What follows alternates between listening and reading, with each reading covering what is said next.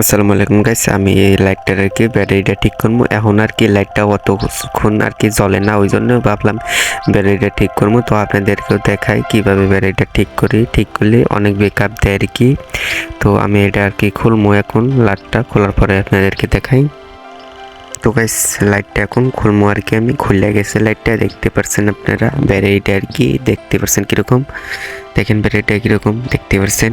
ব্যাটারিটা ভালোই এসছে, কিন্তু অনেক দিন চলার কারণে এর ব্যাটারির ভিতরে গ্যাস জমা হয়েছে। গ্যাসটা বাইর করা নাকি কীভাবে আপনাদেরকে দেখা, এই যে দেখতে পাচ্ছেন ব্যাটারির পোষাটা, ওখানে চাইলে আপনারা এটাতে এরকম করে খোসা দিতে পারেন বা চারা দিতে পারেন।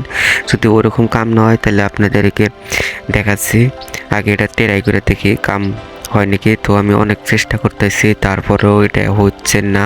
তার জন্য আমি ভাবতেছি যে একটা গজাল দিয়ে এখানে মারা লাগবো লাহে লাহে। তো আমি গজাল নেবো। তো গাইস আমি গজাল নিয়েছি।